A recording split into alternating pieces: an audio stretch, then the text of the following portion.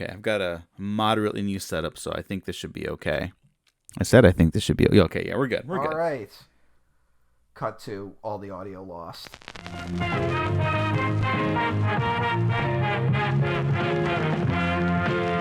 Well, I guess he's just different. I don't give a flying fuck into a rolling donut about what Al Pacino thinks.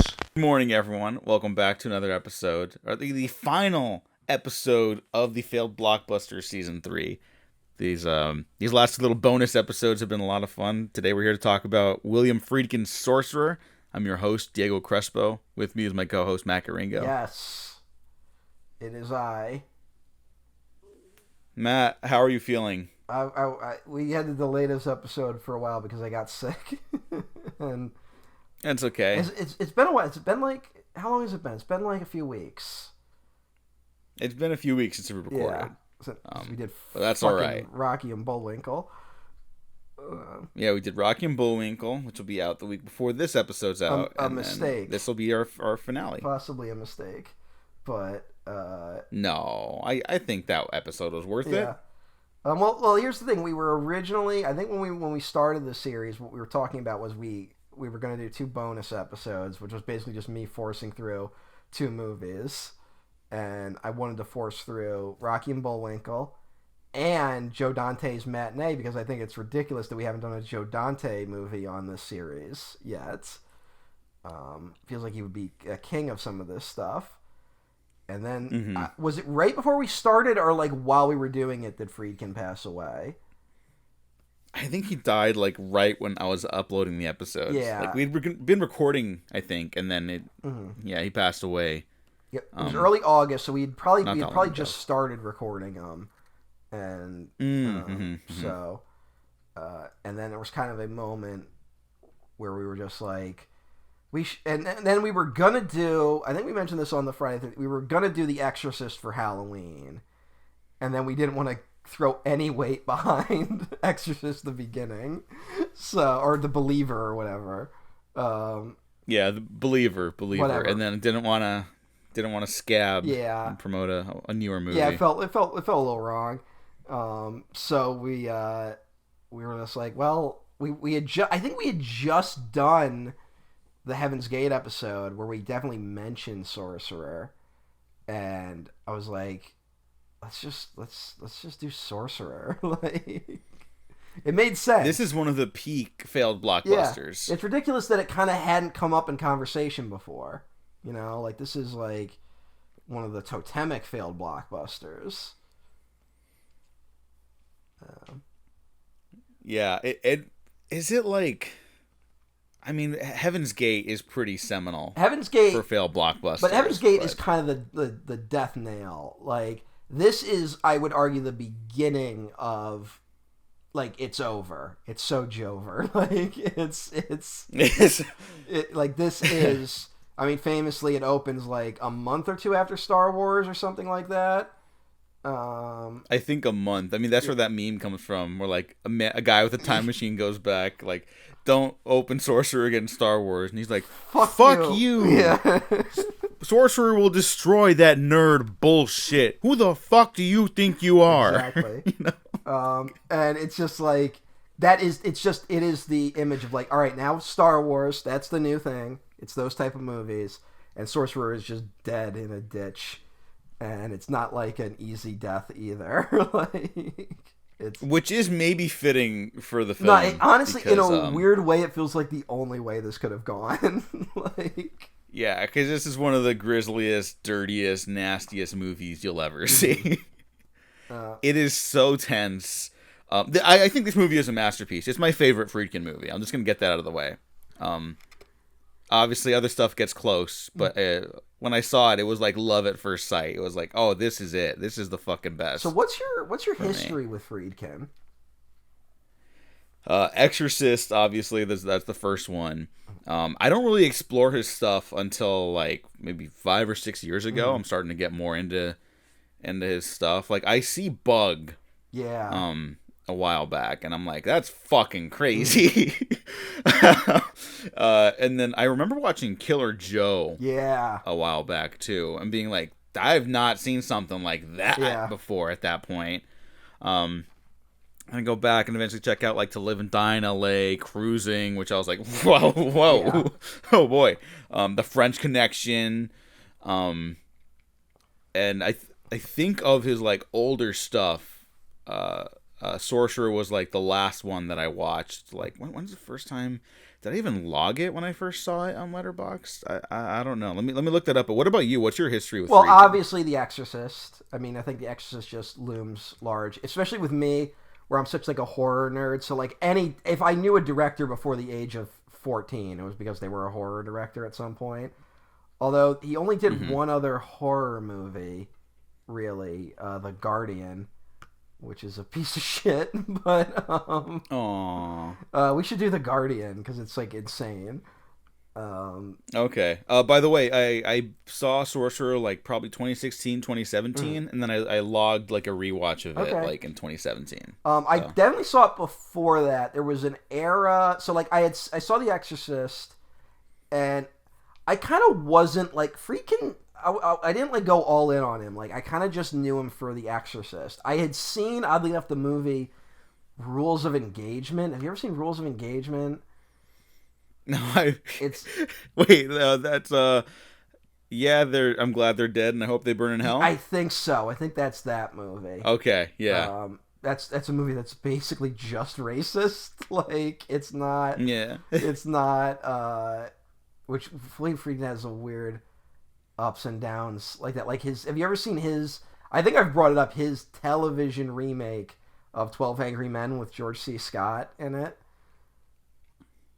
If you ever, I'm pretty sure I did because that's a terrible movie. It's very bad, and one of the I'm gonna call it a Friedkinism because it was definitely his choice.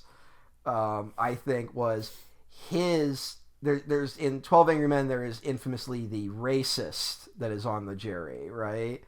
That has the scene where he gives like the whole speech where he's like, "Oh come on, you know it's in their blood," and everyone turns their backs on him. It's like a really powerful moment in that movie. Very, very liberal power moment, but hey, Friedkin made the choice to make the racist in his remake a black man, who I believe is racist against. I believe the kid is Hispanic in the new, although I think he was Hispanic in the original too. But it was a choice to make that guy the racist. Well, Friedkin. It's good that you called that a Friedkinism because it's like he's made comments about stuff, especially in his latter years. Well, Friedkin, he's just a guy who is like, I'm gonna get in your face, like I'm gonna make you uncomfortable. Like that's Friedkin, right? Like that seems to be his whole thing. I'm just like, I can't. This is how bad that 12 Angry Men remake is. I remembered Ozzie Davis and George C. Scott were in it. Have zero memory that James Gandolfini is in that movie.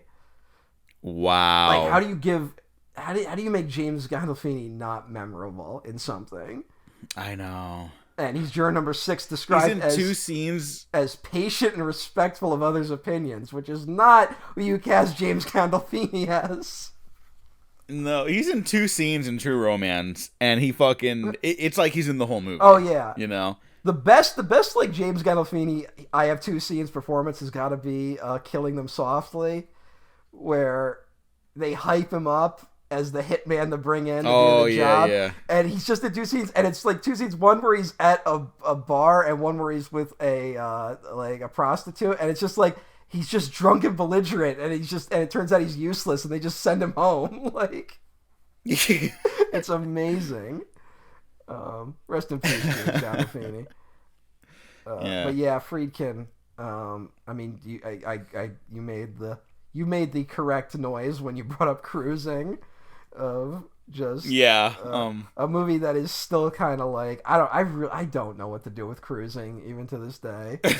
Like, I think it's terrifically made, and only William Friedkin could have powered through the making of that movie. and like stood by it. You know what I mean? Because Al Pacino, he didn't really talk about it until very recently, and he was like, I don't really, he doesn't really talk about that movie. And then Friedkin's just out here punching. He does that commentary with Mark Kermode, my boy, and he's like, oh, I'll say it, Al Pacino didn't like me having him make him do this stuff, and we're all like he just kind of go, like, he'll go in on everyone knows Friedkin will go in on like whatever. Well, yeah, there's that very popular like, I don't give a flying fuck into a rolling donut about what Al Pacino thinks, like, whoa, what does that even mean? I don't know. Like, and he doesn't have to say it that way. He can just be like, I disagree with him. Like, he has to go all the way in. But well, he has like a very specific cadence of how he talks. Like, there's this great tweet, I bookmarked it, where it's like William Friedkin in universe where he directed The Grinch. And I'm just gonna try my impersonation for this, right? We actually were the first Western crew to ever shoot in Whoville. And the Who's, to say nothing of their government, are a wonderful people. The one stipulation I was given was that I bring the head of the Whoville Mafia, you see briefly in the picture, a stack of Hustler magazines, because they didn't really get that kind of thing over there at the time. And it's like, that's like so perfect. Yeah, that's pretty much nails it. Yeah, he was a hell of a personality. I'll say this. So I think whenever I was getting into it, I think at a certain point when I'm trying to think, it was in my early DVD by mail phase with Netflix. Like, my family had always been like a Netflix user before the streaming. My dad just liked using it, but I kind of like took over the account at a certain point, and I started getting like fucking like, like the Bicycle Thieves and shit like that. Like, and that was what I was renting through Netflix. And I know for a fact I basically did Wages of Fear, got it on DVD, watched it, sent it back, and then Sorcerer. And that must have been when I watched it. I definitely got the version on DVD that William Friedkin hated. For those who don't remember, before the recent Blu-ray release of Sorcerer, there was a very poor transfer to DVD, and if you went to the Amazon page for it, you could find William Friedkin in the comments on Amazon.com yelling at people and telling them not to buy this version. Yeah, I believe that even the quote in the comment was like, I'm William Friedkin, the director of Sorcerer, and this movie is a piece of shit. Wait for the new Blu-ray. Yeah. Or, this transfer is a piece of shit. Wait for the new Blu-ray. Like, Jesus Christ. It was just like, it was one of those where like, this can't be him, and then the more you learn about William Friedkin, you're like, oh, it's 100% him. Yeah, and I think part of the reason I admire Friedkin so much, to say nothing of his, he made some very strange comments towards the end. I'll just say that. Maybe I'll talk about them some more later. I mean, he's like, for me, he's like Harlan Ellison. Like Harlan Ellison, another guy who just would fucking go off like a lunatic. And he said a lot of things where I'm like, fuck yeah, Harlan. And a bunch of other things where I'm like, I don't know this man. Like, I don't know him, don't want to know him. Like... No, because like as he got older too, because he was known as like a renegade, and I think a part of the reason I like looked up to him was like he just had no shame. Yeah. And that's for better and worse, because like he's got these legendary podcast appearances from everything to like from Marin to Joe Dante and Mick Garris' show together, and the Marin, he comes clean and he's like, because Marin's hyping up like the French Canadian's like, you did it for real, man, and Friedkin's like, no, that was dangerous. I was wrong. I put people in harm's way. I would not do it the way I did it then today.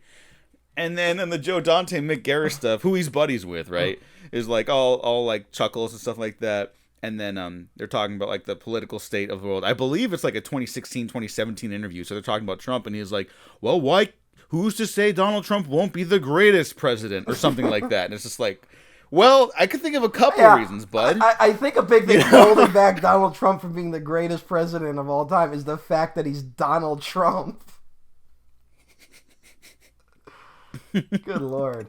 He made a lot. Yeah, then there's like, he does like, there's also him like doing that documentary about the fucking an exorcist. Yeah, which I will never watch. Yeah, which is and like I believe it's the guy who's the inspiration for the Pope's exorcist, or at least one of them. Fucking insane. Yeah, like and the guy, it's one of those guys, and it's not like a priest who's just like exorcism is like his one weird thing. He's like an insane person, and he's like one of those guys who's like Harry Potter's the devil, like one of those type of people. And so like why Friedkin even bothered to do that is insane. Other than maybe, if I'm giving him any credit, I almost respect this, if maybe he realized he could make some money making a documentary about exorcism, being the director of The Exorcist. But yeah, he made that with Mark Kermode. That's insane. That is what a ridiculous documentary. Well, because like Kermode's been getting a lot of play for me in this retrospective season. But like Exorcist is his favorite movie of all time, all that jazz. So he became buddies with Friedkin and Blatty. And, like, my favorite joke about the new Exorcist movie is that Friedkin saw, like, an early cut of the trailer or something. And he was like, fuck this, and just died. And then Kermode has, like, this... He had to time himself so he wouldn't spend the entire episode, like, shitting on the new Exorcist movie. It's like 8 minutes flat or something like that. Yeah. So it's like, yeah, they were buddies towards the end. Now, here's something that the Kane Mutiny Court Martial just came out, right? Like, yes. You know anyone who's watched it? I'm surprised. Like, no one even seems to have bothered with it. People seem to have thought it was like solid. Okay. No one's saying it's like a home run. Yeah, but I want to check it. I really like the original Kane Mutiny. But it was like I was shocked when I heard it. I'm just surprised it kind of flew under the radar, considering he just passed away, right? Like that this is going to be his. Well, it was a TV movie. Yeah, But fuck that! Release it in theaters, you fucking cowards, you pieces of shit. Hollywood I know. I feel like they fucks. should have made an exception. Yeah. It was, like they were saying, like no, it was always meant just for Showtime or whatever. And it's like no, we know. Like you could still just like do that. You could just change that and like release it in theaters. Like you don't have to. Just do that. I don't know if you guys noticed, but your name is Paramount. You can do that if you want. But, yeah. So, yeah, I definitely saw the shittier DVD version of Sorcerer initially. And I just... It's a big, like, DVD... Like, that's an era where I'm just watching everything, and just slowly going through people's filmographies. Saw Cruising... at an age when I was maybe in denial about certain feelings I had, and I was just like, I didn't know what to do with it. Have you seen Tarantino's weird defense of Cruising? No, I feel like my life has not become lessened because I've heard it. Well, you know what I mean? There's a Friedkin documentary, and Tarantino's in it. Like, they interview him a lot in it. So... It's called Friedkin Uncut. Came out a few years ago. Oh boy! I was kind of hoping it would be like what was it? The fucking De Palma documentary, which is really good. But it's good. Yeah, it's good, like but it's not that. And Tarantino's weird defense of Cruising was like, well, it managed to capture the New York gay community before it was ravaged by the AIDS crisis. Like he's like it's an important historic document because there's not a lot of many documentations of these things on film, and he's like, from what I've heard, gay people love it now because of that. And I'm like, I don't know how many gay people Quentin Tarantino, but I mean, hey. I'd never hered that, but it seems like his defense is at least coming from a good place and not something truly psychotic. Tarantino has weird. I mean, but that's why like. No one on film Twitter really has a right to judge Tarantino because that is one of the most film Twitter type takes I've ever heard. Like, of just like, I am gonna refocus this movie so it is morally in the correct place for me. Like, and now you would have to argue against the correct morality of this movie in order to say it's a bad film, which is what everyone on film Twitter does. So, yeah. That's how you do it. That's how you get through the day on film Twitter. Now, when there's another thing with Sorcerer where I must have been looking up William Friedkin because I'm not super. Even looking at his filmography now, I think there's still a lot of movies of his I haven't seen. Right, like. Mm-hmm. Yeah, I haven't seen everything he's done. I have not seen, like, basically anything pre Boys in the Band. I haven't seen The Brinks Job. I haven't seen Deal of the Century. Haven't seen Rampage. Haven't seen Blue Chips. Haven't seen Jade. Haven't seen The Hunted because that was a movie my dad like shit talked for some reason, and I've never been able to figure out why. I liked The Hunted and Jade. Okay, Jade got like a lot of criticism when it came out, like that it was like misogynistic. Yeah, it was definitely one of those. I get it. Is that a Joe Esterhaus joint? Yeah, that makes sense. It is. Joe Esterhaus wrote that shit. I haven't seen any of his TV stuff except the 12 Angry Men thing, as mentioned. And I've seen like Bug and Killer Joe, which like kind of blew my mind. Like those, it's weird. I responded so much stronger, honestly, to Bug and Killer Joe than I did to like The French Connection initially. Like The French Connection, I watched. That is wild. Yeah. French Connection, I watched, and I was kind of like, "It's good," but like I'm not like it wasn't my thing. And I honestly, there's still a little bit of me that like Friedkin isn't like one of my guys in the sense that like. I like his movies, but he's not someone I watch that I'm like fist pumping like this is what I love about cinema type shit, you know? Well, I think I'm actually on the same page as you, even though we've mentioned a bunch of stuff that we love of his, or at least find interesting. And I think that's also why I end up loving what I love from him so much. Because he swung out plenty of times. But like you try to find like a distinct style to any of his stuff, and I think William Friedkin is just the greatest journeyman of all time. That's the thing is, or at least one of the greatest journeymans of all time. Yeah, it doesn't, because when I first looked up Sorcerer, I think I had the same thing that everyone has, where I'm like, holy shit, the director of The Exorcist did a fantasy film, and then I looked it up, and I was like, oh, all right, it's not like I had that moment, right, like. Yeah, a lot of people had, and it's like like his movies, they're all very different in an odd way. Like even something like The French Connection, To Live and Die in LA, which are both crime films, they feel like worlds apart, right? Like they don't. Yeah, it almost doesn't feel like it's from the same director. And even like Sorcerer, and obviously has a sequence that like almost feels like French Connection adjacent sequence early on. That stuff's immediately abandoned once the actual plot gets going. Yeah, and like it's not just like him using different cinematographers and stuff like that either. It's like just like texturally, like the ways, like the designs, like the sets and the outfits and the characters. Like it's all. He seems like he doesn't want to repeat himself, which I really respect. I like directors that do that. You know.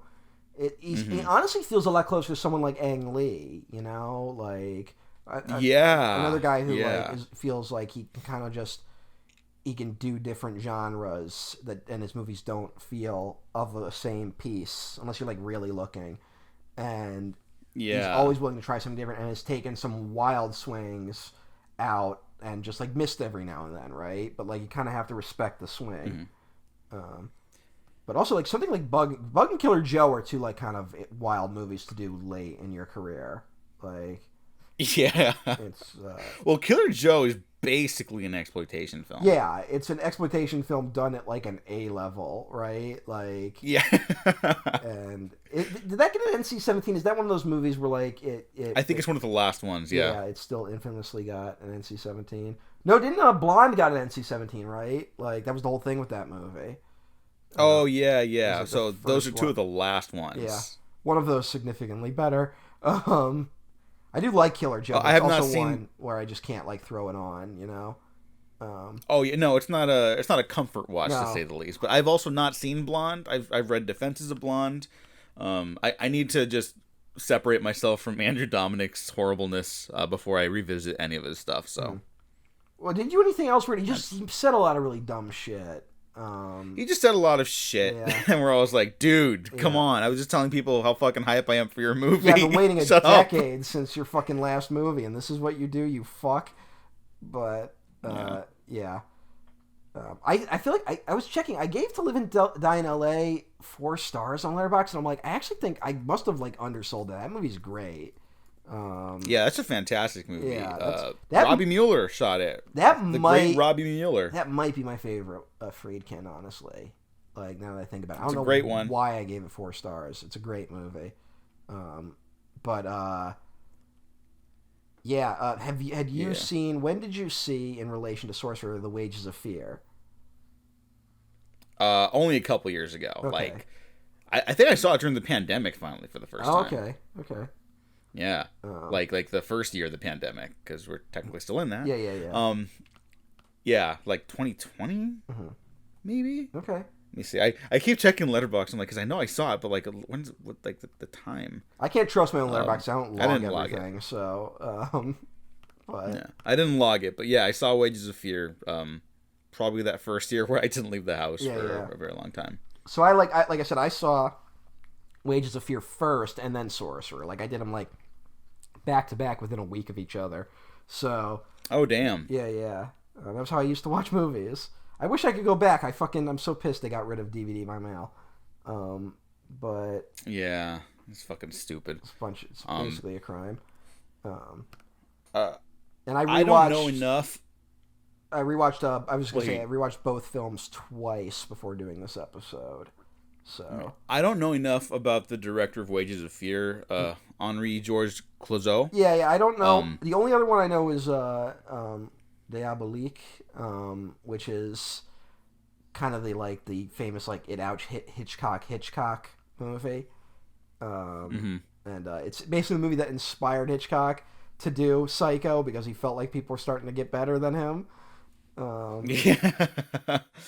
He's like, I'll fucking show you. Have you seen Diabolique? Yes, it's a great movie. Which has that it does have that like insane twist at the end of it, where it's just allegedly it was it was kind of like the Psycho shower scene where like people had heart attacks in the theater watching it, because it is kind of wild.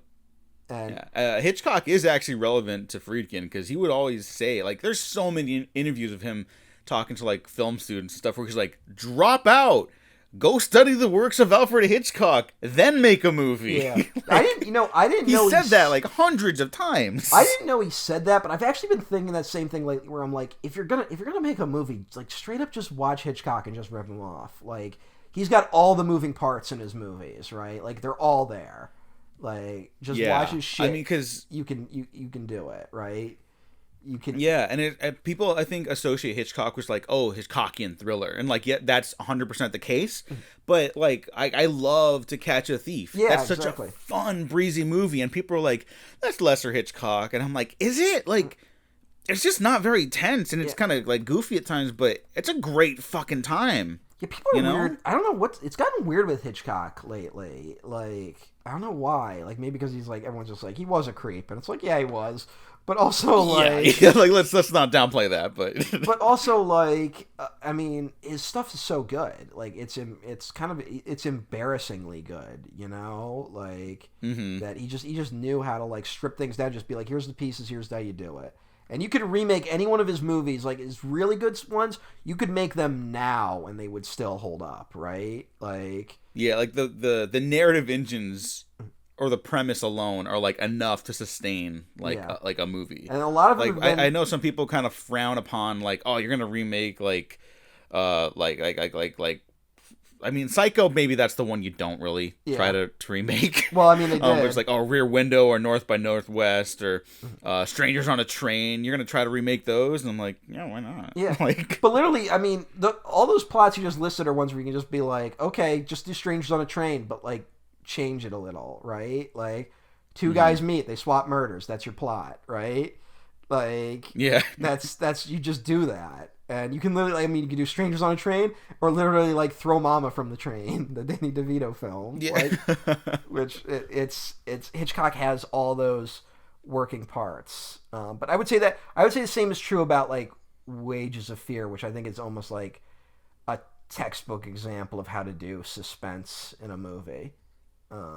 It's genuinely like a masterpiece of suspense, you know. I don't know if I can talk about the rest of that guy's filmography. I don't know if like he just kind of happened to have those like 2 back-to-back winners, or if or if like his other movies, even though they're lesser well known, are still good. I haven't seen them, but those two. You had tweeted a poll the night before Yes, recording this episode, and it just finished while we were talking. Oh, good. I decided to ask people which they preferred. Give me a second. I have to get it up. Yes, I said, which is better, Wages of Fear or Sorcerer? And 67 to 33%, Sorcerer won. So, which is crazy because Wages of Fear is far and away the better film. Oh, you think? Okay. I think it's. I don't think it's far and away the better film. I think it's uncontested the better film. I do think it's a better film. Or Yeah. I think it's more of what I look for in cinema. There's a certain stylization And with I would the agree. filmmaking there. And I look for quality, and Wages of Fear has more quality. Wait. I'm just fucking around. No. Okay, I was like, what? Whoa. Sorcerer is like no. The thing about it's honestly such a different beast than Wages of Fear. We'll get more into it, but I think Wages of Fear is the far superior film. And in my rewatching of them, my estimation of Wages of Fear kind of grew as I rewatched it back to back. So there's a hilarious. No, I actually do think Wages of Fear is better. I just don't think it's far and away better. There's a hilarious quote on the Wikipedia page where people are talking about like the reassessment of Sorcerer, and it said Stephen King used to have a column in Entertainment Weekly in 2009. 20 movies that never disappoint, and he placed Wages of Fear at number 2 and Sorcerer at number 1, saying that although Wages of Fear is considered one of the greatest movies of the modern age, he preferred Sorcerer, and stated that Schneider's role as Jackie Scanlon was one of the 2 best roles in his career, as well as saying the film generates suspense through beautiful simplicity. And then the next paragraph is, prominent English critic Mark Kermode also expressed his appreciation for the movie, saying he had got a fondness for William Friedkin's version of Wages of Fear, however adding, only an idiot would argue that Sorcerer is a better movie than Wages of Fear, which means Kermode definitely read Stephen King's column. Yeah. no, Kermode is so funny because like he'll plant his flag and then like you can tell like what's been eating away at him. Because like a fucking us on a podcast, he'll just find a way to bring it up and be like, and that's why that take is fucking wrong, and you're an idiot for saying that, and you've always been an idiot for saying it. And I'm looking right now for the 2012 Sight and Sound polls. Tarantino put it on his list. He gave 12 movies, and they were unranked. And then Benny Safdie of the Safdie brothers put it in his top 10, also unranked. This was the 2012 list. I do not know if it carried over or if they even did 2022 lists. So they both think Sorcerer is better. That was Sight and Sound, you said? Yes. You know how they do the yeah they did their list last year. I think they were new lists. Okay, so. Yeah. And some directors like mix it up every year. But when in 2012 that was what they picked. So okay. Yep, Wages of Fear is better. I agree with that, but I don't think it's far and away better. I think it's like here's how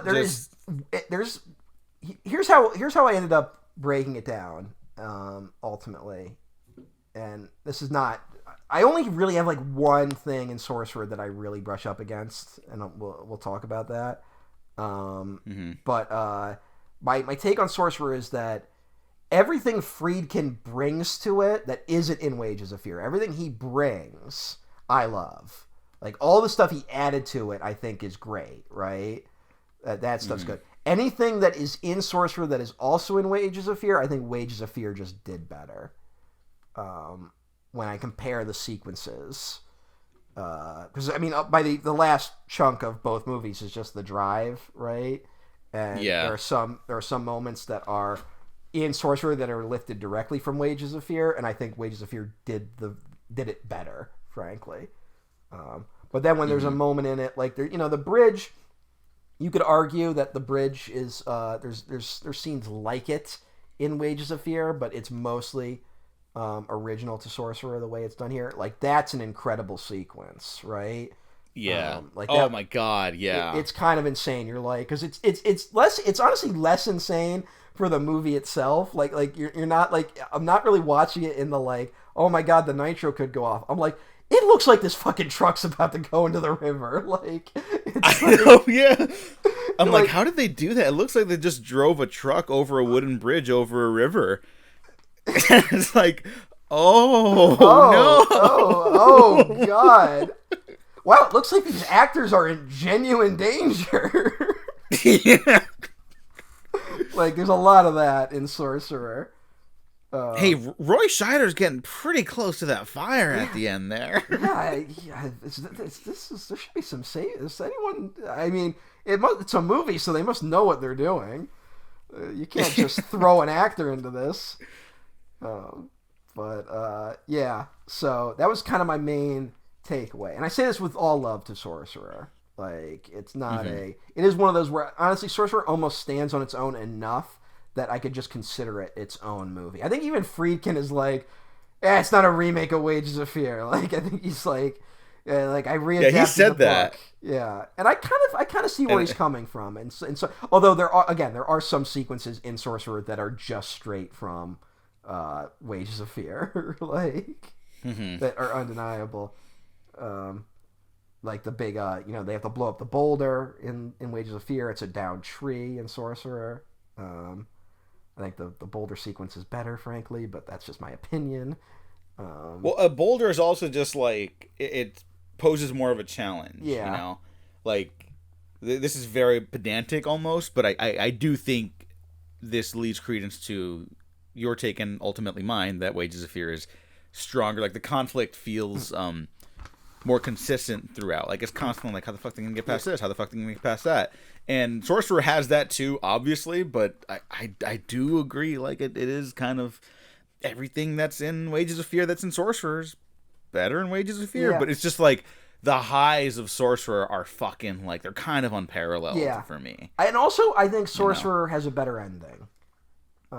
I completely agree with that. Yeah. I was holding on to that one. They both have, like, I think the ending to Sorcerer is fucking perfect. They both have similarly... Whereas the ending of Wages of Fear is pretty good. Yeah, it's a good one. They're similarly grim in, like, different ways. But I prefer... And you can't really do the Sorcerer ending in Wages of Fear because the whole, like, prologue sequences are completely original to Sorcerer. So... Yeah. Although I have no idea if any of that, like, is, like, you can trace it back to the novel. I have never read it, but... maybe we should have for this. Maybe, but fuck it. Whoops. Fuck it, whatever. It's French. Who gives a shit? Yeah. Let's talk a little bit about who made this movie besides William Friedkin. We got the screenplay by Wallen Green. Do you know who that is? I've heard that name. Is that the Wild Bunch guy? It is the Wild Bunch guy. Okay. Along with, who co-wrote it with Sam Peckinpah, of course. They did something called The Brinks Job. When you say... The Brinks Job, we brought that up. I just mentioned it because it's Friedkin's follow-up to this, which I've never seen. Yeah. But when you say co-wrote with Sam Peckinpah, I just imagine Sam Peckinpah holding a gun to his head and being like, write this down. Write it. Yeah. And then they're going to fucking shoot everyone. Let's just fucking write it. He's doing a fucking line on the side. Yeah. No, see, we're gonna do the slow motion, so you're gonna be able to. That's the only way you're gonna see the passage of time in the shootout, because everything's gonna be happening too fast. And then he shoots the woman in her fucking face. He's gonna fucking kill the woman. Like, oh Jesus, Sam, Sam, calm down. Wallen Green also wrote on RoboCop 2 and Eraser. So, oh boy, those are some movies. Those are definitely some movies. His last film credit is the screenplay and co-story for Dinosaur. Well, the Disney's Dinosaur film. It's good to go out on top. Yeah, that's a failed blockbuster. Yeah, maybe. Actually, no, it's not. What the fuck? I thought it was a huge bomb. I think it was one of those where, like, it kind of rode the wave of, like, Walking with Dinosaurs, which was still huge at the time, to, like, make enough money. Like, and there was kind of a, like, you're not gonna believe how fucking good this movie looks. and it's like, well, it looks bad, but didn't like Paul Verhoeven almost do Dinosaur? Yeah. Something insane like that, like. Yep. Yeah. That would have been fucking nuts. Is that what is like? That's one of those ones where like the original version, which also is what happened with Walking with Dinosaurs like years later, where the original version was going to be like no dialogue, just dinosaurs walking around, like, you know, and then at some point some executive was like, no, make them talk, make them say, make the one guy like horny because that's always funny, and it's like, is it? Yeah. Is it now? But. Remember that? That's one of those. Why aren't? I mean, I guess it's because they went extinct. But fucking dinosaur movies for kids are always so fucking grim. Like, I know. It's like they all get killed by like asteroids in the first like 5 minutes of that movie. Like, can't dinosaurs just be like having fun? You know. I mean, I guess no, you can't have that. I guess that's the Land Before Time sequels. Like, yeah. They were like, "Hey, we killed the mom in the first one. Yeah. We better lighten shit up. We killed the mom. The whole planet's dying, and they ascend to heaven at the end of Land Before Time. Like that's the end. That's the ending of Land Before Time, kids. Is that they're coming to peace. They keep their faith in God, and then they get to ascend to the Great Valley, which is heaven, because they're all gonna die because it's the end of the world. That's the ending of the first Land Before Time, and there are 13 sequels." There are 13 direct-to-video sequels to The Land Before Time, a movie that is about coming to terms with your own death as the world ends around you. So you can go to the magical Great Valley where every day you just get to play with your friends and have fun in the sunshine for all eternity. Because that's what happens if you keep Jesus in your heart. I can't believe I watched that as a child. I know. It's... That was I threw crazy. That on. I threw that like for whatever reason I was rewatching that and fucking American Tail, and I was just like, can I sue Don Bluth? Like, is this where the Depression started? Like, is this it? Like, because these movies are so goddamn grim. Like, holy shit! Like, why is that? Why do we keep doing that? You know?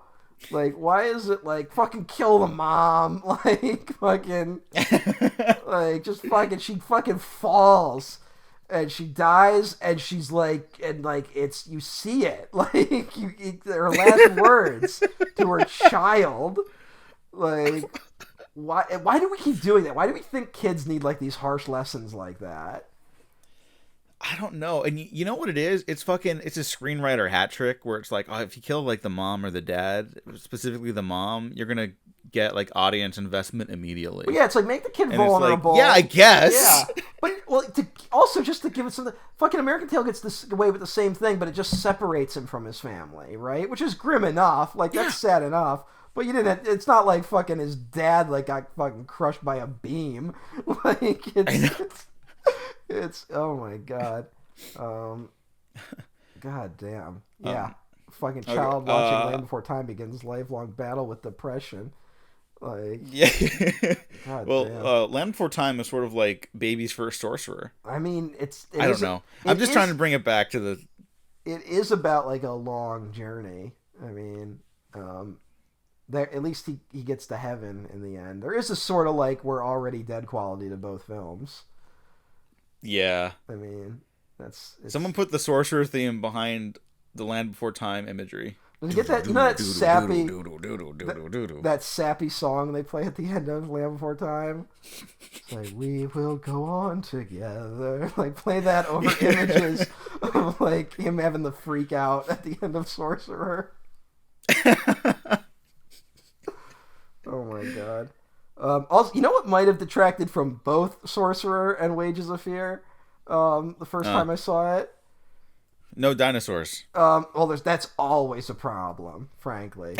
But also, this movie was kind of stealth remade as the hit 2000 Chris O'Donnell vehicle, Vertical Limits. What? Have you ever seen Vertical Limit? No. What is that? It's Sorcerer, but on a mountain. It stars Robin? Yes, it stars Robin and Bill Paxton. Bill Paxton is basically like evil.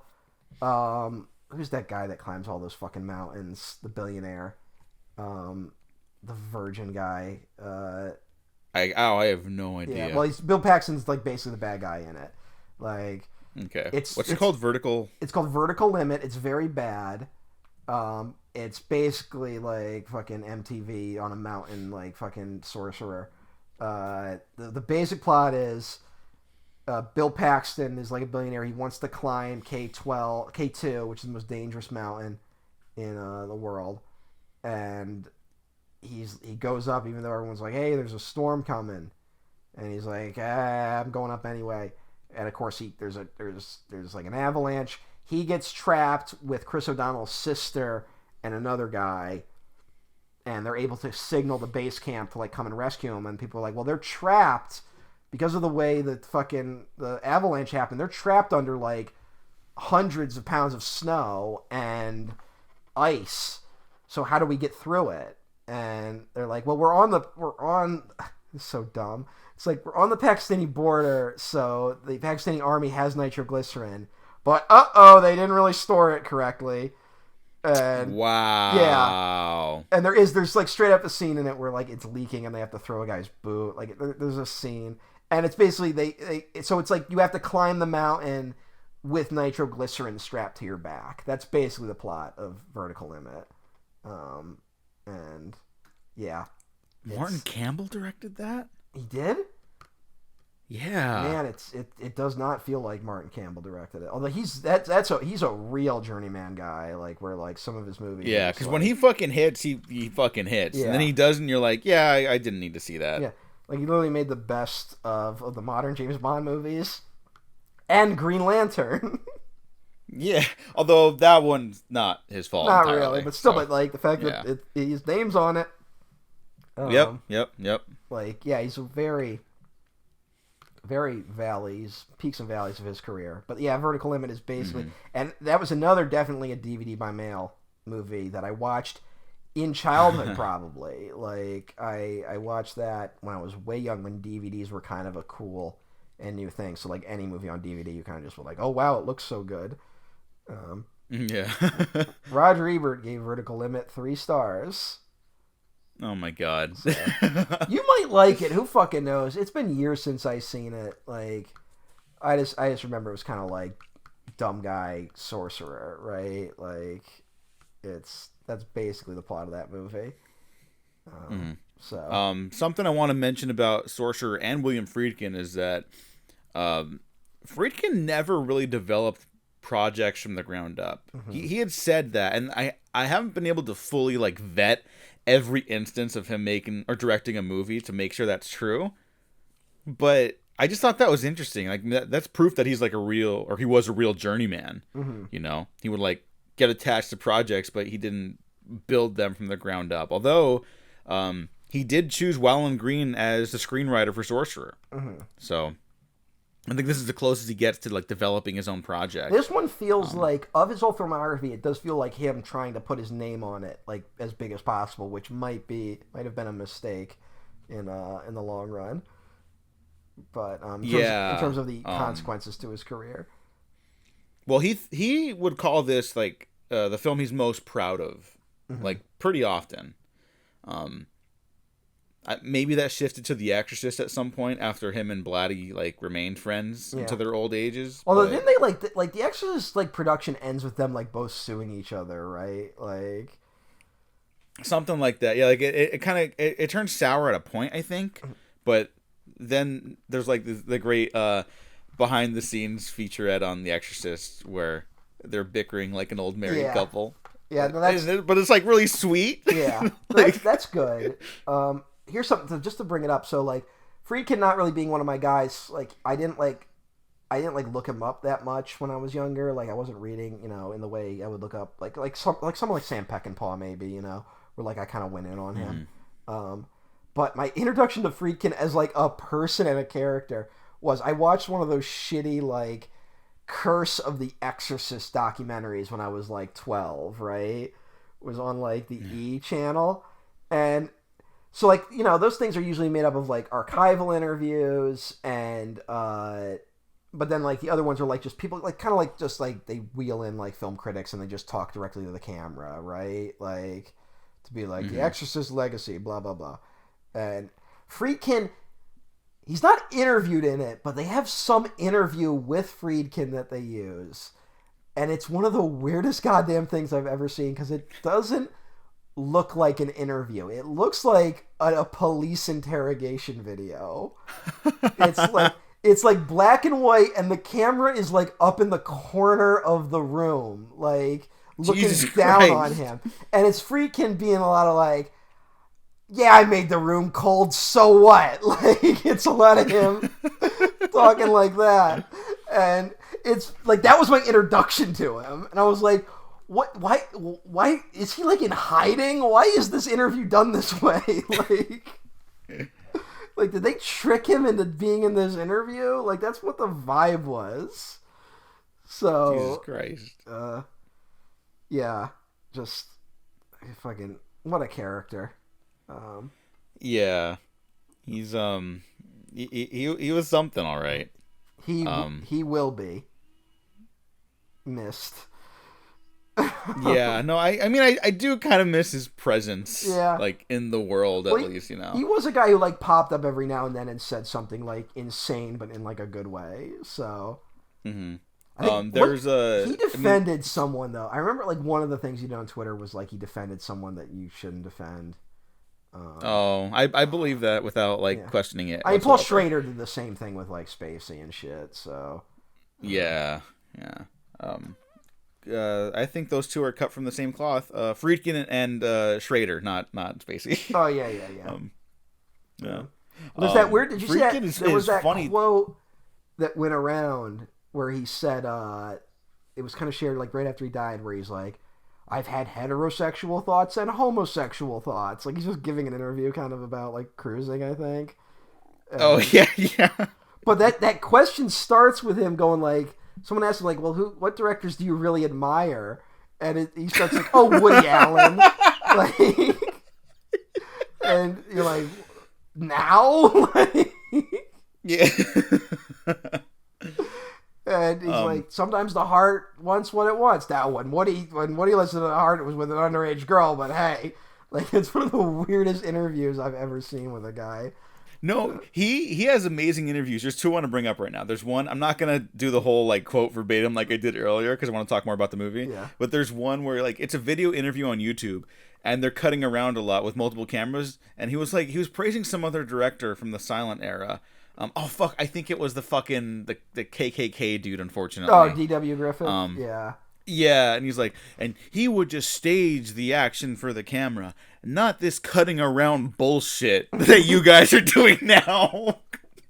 It's just like, dude. That makes sense. And I'm like, man, there's like layers to why that was terrible. But, and then there's this one, it's a written interview from cinephiliabeyond.org, which is a great resource if you want to find old screenplays and old interviews from older artists. And they're asking, like, because I guess Friedkin made a comment about how Hollywood only produces just Star Wars or stuff that's like Star Wars and how everything wants to be Star Wars, right? And he mentions, like, well, it was hugely successful, it was beyond anyone's dreams, yada, yada. And he keeps talking, it's like, you know, people want to analyze what Star Wars was. How do you make another Star Wars? Well, it's kind of a comic book, and that's how mass production ends up to Batman, Superman, Iron Man, The Hunger Games. And it's like, that's not a comic book, but all right. And he's like, you know, I'm not saying this in a negative way. It's what audiences want to see. There are popular films, and they crowd out other kinds of films. I imagine that's true in Croatia, isn't it? And it's just like, you go, yeah, sure, I don't know. Like, where did they come from? Like, I'm assuming the interviewee is from Croatia. I would hope. I mean, actually, I don't know if that makes it better. Like, I know. I'm just gonna start ending every point I make with that. I'm assuming the same is true in Croatia. As if, like, what the fuck? Like, yeah. Oh my god. You know, just speaking of good interviews, have you been following through the recent Carpenter interviews he's been giving? Because he has that series out. Oh yeah, he's He's incredible. He went on Colbert and was like, "Yeah, I directed the show from my home." Like he was like, "I didn't leave my house. If I could have done that with The Thing, I would have done it." Like it was like that. It was great where he was like, Colbert was like, "You don't have to say it, but like, I'm just wondering, is there an answer as to who is the Thing at the end of The Thing?" And he's like, "Yes, there is. If you watch the film closely and you send me a check in the mail, I will tell you who the Thing is." Yeah, he's the fucking best. Oh god, it's like even though that show is like nothing, it's just like good that he's like kind of doing a press tour for it. So, that's a lot of fun. But yeah, Sorcerer. He's he's a gift. He's a gift. I wonder what John Carpenter thinks of Sorcerer. Has Sorcerer been released? Just what I'm thinking. Has Sorcerer been released on 4K yet? Like, has there been a 4K transfer? If there is, I don't fucking have it. I have a Blu-ray. Let me see. Sorcerer 4K. No. Yeah. No. There's not. Yeah, it hasn't been released since the 2014 Blu-ray. So, because I have it on Blu-ray, but like also like I bought it at like a thrift store, and like they put all these stickers on it that like fucked up the cover. So I need to keep an eye out. Oh, fuck that. Yeah, I want to mention the cinematography by John F. Stevens and Dick Bush. Mm-hmm. Always a good sign when there are two cinematographers. Yeah, well, I mean, this is another thing. The budget for Sorcerer was supposed to be earmarked at $15 million. It escalated to $22 million following everything that went into the making of the movie. John M. Stevens did additional photography for fucking Ice Station Zebra, one of my favorite movies. Oh, that's a good movie. Yeah. Also, extra additional camera on The Fog. Yeah. As well as Temple of Doom looks. He has an interesting career. Yeah. Dick Bush. Good work. Dick Bush famously worked on such films as Dracula AD 1972. Hell yeah. But also like The Blood of Satan's Claw. Like there's some actual good movies in there. Phase 4. Phase 4 is fucking incredible. Phase 4 is great. Lair of the White Worm. Yeah, I only saw that like 3 years ago. Yeah, it's a weird one. It's one of those ones where like, because it's kind of it's like almost an industrial film at times. Like I think it flies under the radar. Is that Solbest's only directorial film? No, he did 2 others. All right, but they're all. I think it's the only one you can like get a hold of. The other 2 are short films though. So. Yeah, Phase 4. Check out Phase 4. That feels illegal. Yeah. Hey, what are you gonna do? No. We should also talk about the cast, of course. Roy Scheider gets top billing. Roy Scheider, fresh off of Jaws, Premier. and had worked with Friedkin previously on The French Connection. And basically tanks Roy Scheider's career, I'm guessing. I think this is probably the reason he does Jaws 2, even though he hated it. Roy Scheider is fucking incredible in this. He's incredible in everything, but he's incredible in this. You want to hear another take?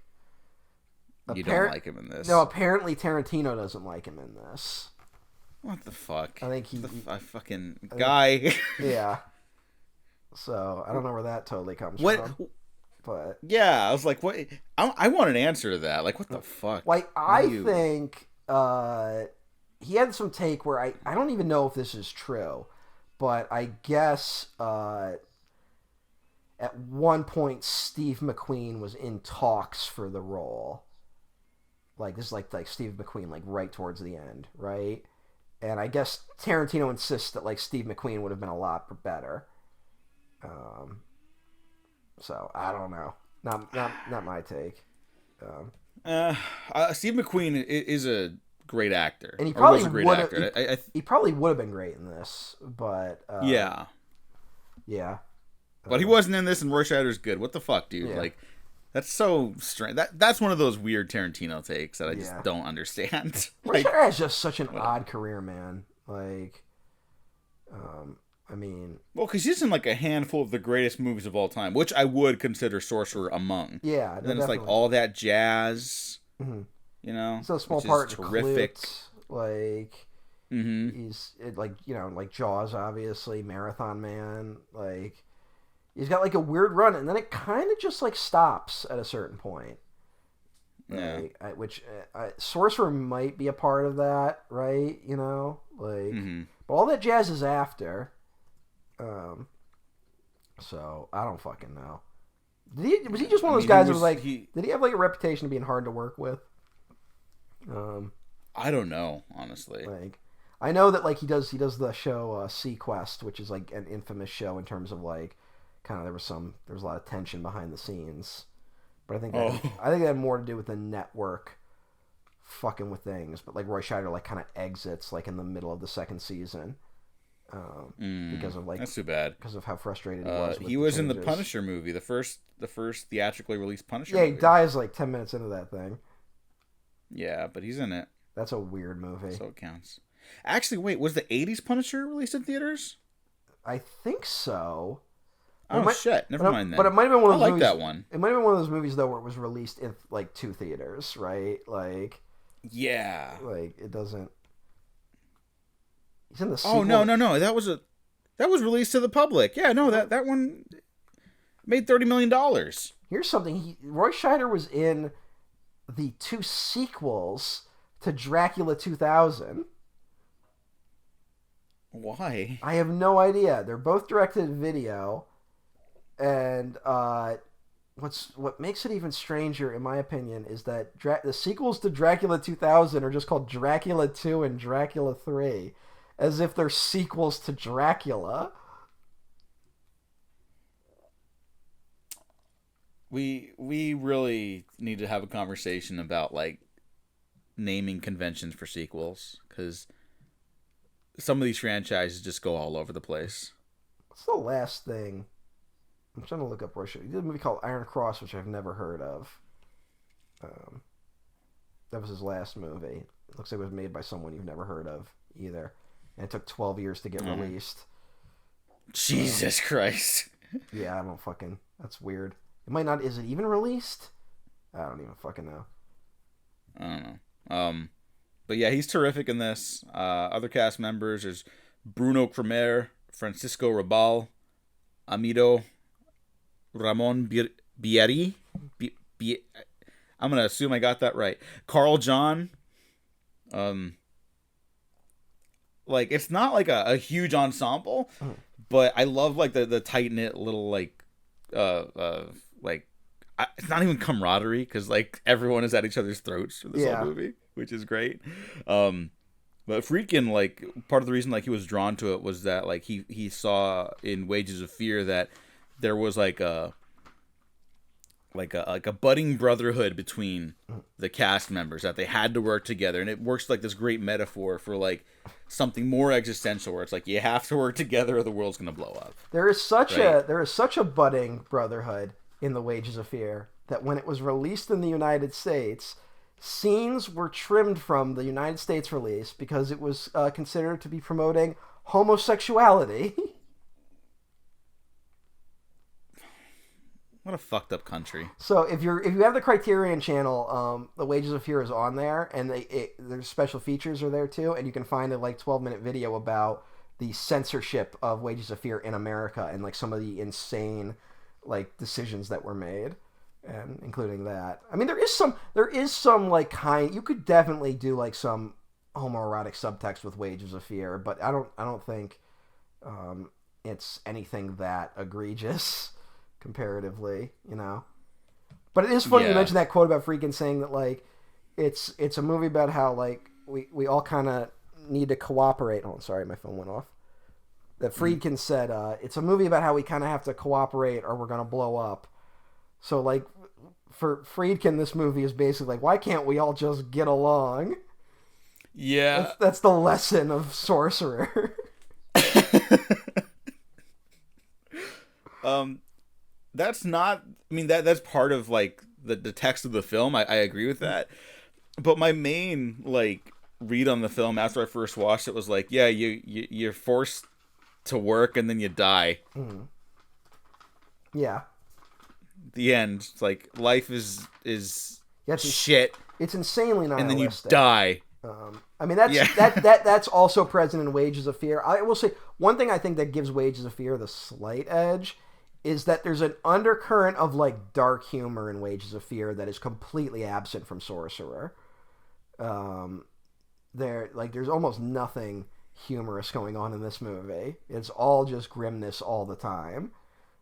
Yeah, it's a little austere, but I don't mind it here. Like, it's a feature, not a bug. You know what I mean? Like, he's not trying to be like it's like clearly funny. the choice. There is one good comedy beat in the movie, where when the militants surround when the rebels surround the truck in the one scene, and he goes, they're like, "Should we shoot them now?" Like in the car, he's like, "No, we'll get them in the road," and then it's like, who's gonna drive? And the one guy just looks at the other guy's like, "You're a pretty good driver." like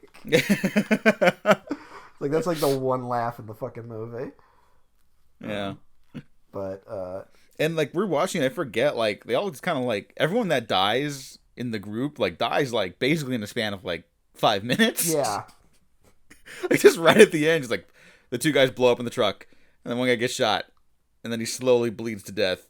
I mean, that's Roy Scheider just kind of like has a fever dream. It's similar to Wages of Fear. I mean, that happens. Yeah. Similarly, although it's a little. I was honestly actually a little surprised to see that Wages of Fear is actually like a half hour longer than Sorcerer.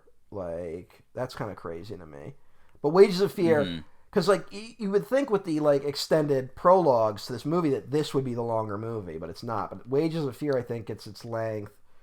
Because a lot of its tension is like a little slower, but also we spend a lot more time in the kind of company town and in Wages of Fear, you know, like we kind of get an idea of the community, more so in Wages of Fear than in Sorcerer. Yeah. And to praise more of like Wages of Fear and Sorcerer, like because I mentioned like I think I just prefer movies that are directed like Wages of Fear more. Like they seem more like directional, like with their lighting and their camera placement and stuff. Like it's very theatrical, right? Yeah. Where Sorcerer is like you're fucking in this shit. You're fucking blood, sweat, and tears. There's like, blood, sweat, tears. Like, it's raining harder than it's ever fucking rained. There's mud everywhere. The truck looks like a monster for some reason. Yeah. And it's like everyone looks like shit and they probably smell like shit. Yeah, everything looks terrible. There's no one's happy. Fucking like it's like that, like, or I think I just agree. Where like I kind of like the more like stripped down nature of Wages of Fear, you know, like I think Wages of Fear has the same grimness without the kind of maximizing of everything. And I think occasionally the maximizing of stuff which is like, that's Friedkin's thing, but I think sometimes it takes a little bit away from the suspense at times. Well, see, I don't think he's maximizing. I think it's like, it's a grounding. You know what I mean?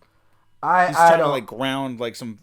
You don't think so? Know. Well, there's certainly an element of that, but the way he is with the camera, honestly, there's scenes in this movie where it feels like he's like 2 steps away from going like fucking Sam Raimi on some of the shit. Like, there's the one scene where they kind of have to make that turn, right? Like, there's the wooden platform, and they have to make that turn, and the wood's really bad, and the one guy has to guide it, and the other drives. And, like, they're doing, like, he's, like, you're cutting back and forth, and like, you're doing, like, suddenly there'll be just, like, a random close-up of the one guy's face, like, the camera will just, pull in, and you're like, well, you didn't need to do that. Like, I get it. Like, I get why this is suspenseful. And the editing gets a little quick. It feels like he's going for an almost, like, what would maybe become, like, a music video style, like, in later decades with some of the scenes. And I think it's I feel that, like, more so when you get to like Scheider just having the fever dream, yeah, he's just driving in that plateau area, and then he's walking, and it's just like he literally walks out of the darkness. Like there's no detail in those shadows whatsoever, you know? Yeah, I just think it's in some of the earlier scenes with the driving where it's like, but then when you get to the actual bridge, like that one's just kind of like long just shots of like master shots of just like what's happening. And I think that's why that scene works better than some of the other suspense scenes, you know? Like, yeah, you keep the camera on them, and then it's like a shock when that tree comes down the river, right? Like, it's actually pretty intense. Whereas I think sometimes he's trying to make up for the intensity with certain editing tricks that I don't think always work. To the Sam Raimi thing, like he's not using like ultra like wide lenses and stuff very often. In any of his movies, frankly. Yeah. But for like that bridge sequence, the big famous one, the one that's the fucking poster of the movie, because even Friedkin was like, no, that's the shit right there. Fucking plaster that bullshit everywhere. Yeah, that brought that's audience gonna make people lose their in fucking droves. mind. Yep, and it was like, all right, well, but like there you're shooting like these telephoto lenses, so like it compresses the space. So like when it looks like that guy's in front of the truck, he's probably not acting in front of the truck. Now that doesn't mean that wasn't probably the most dangerous scene these people ever had to film in their entire lives. Yeah. But it's like it makes everything feel just so much tighter. So like when that fucking tree does come out, it's like it does feel like it's like broken through the frame almost. You know, here's something else also with Friedkin. I'm just thinking about this with the bridge sequence. When you heard of, I think we talked about this on another episode, but when you heard about The Exorcist growing up, like, what did you imagine the movie was before you actually saw it? You have to remember I was a scaredy cat for a long time. I remember. I'm not saying like what is in it. Like, I'm not anything, like, just like what you imagined. Like, just like when someone described The Exorcist to you, or like the stories you maybe hear about, like how fucking terrifying it was. Like, yeah, I thought it was like scares a minute type thing. Yeah. I didn't realize it was basically a drama for a large chunk of it. I think most people don't realize that. Yeah. I always had the thought, I thought the actual exorcism was going to be like 3 hours long. Like the way the exorcism was talked about in terms of like when you read about the movie, and like he froze the set and they had to do this thing, and they had Dick Smith with the makeup, and they had this and that. Like when you read about all this stuff, you're like, this must be the most epic, like insane sequence ever committed to film. And it certainly is insane, but it's not like a fucking like endurance round, right? Whereas I feel like the same amount of effort that goes into the exorcism in Exorcist is in both bridge crossing sequences. Like that was probably like just filming a scene that it can't be more than like 5 minutes, right? Like it's not actually that long, but the amount of effort that probably went into it is insane to just get the movie to be where it's at. Just even thinking about it, it's like Jesus Christ. But it's like what I thought the Exorcist finale was gonna be ends up being the Exorcist 3 theatrical cut finale. Yeah, basically. And I do like that ending still. So it's like I got that eventually. You know? Now, which I don't believe Friedkin ever saw, by the way. Yeah. I always doubted that, because it seems like him and Peter Blatty are too good of friends for him not to see it. Yeah, right? Like he said he never saw any of the sequels, although he's got that great story about the first screening of Exorcist 2. Where for those that don't know, like it was a disaster, and like the producers of The Exorcist 2 were super proud of it and whatever. And then like 10 minutes into the movie, some guy in the front row stands up and he's like, "The people responsible for this piece of shit are in this room." And they chase him down Hollywood Boulevard or whatever. Which is just fucking good stuff. Insane. It's what you want to see. Yeah. You love to see it. I know. We should do that again. Yes. Yeah, what do you have to say about some of the other characters in this movie? Well, I find them all fascinating, and I think they could all lead their own movie, frankly. Well, that's what's kind of interesting, is that they almost feel like their individual movies were interrupted to have like a Sorcerer adventure, right? Like, yeah. I mean, that's partly why I think it adds to the grimness of the movie, is that, I mean, you have the Palestinian, and then you have the French guy, and they both have elements of their story where there is something left unresolved, right? Like, in terms of the Frenchman, he's an investment banker. He basically abandons his wife because of like the financial fraud he's committed, and there's a certain like you get the sense with him where he's like I will resolve this someday. Like that's it's like it adds to attention, and then the Palestinian has his friend in jail. It's just, and then when those those things don't get resolved, they just die, like basically unceremoniously, and it adds to the sort of grimness of like how what this maybe could say about our miserable lives on planet Earth. Is it weird that the one driver, so like there's the fifth driver who like gets killed, right?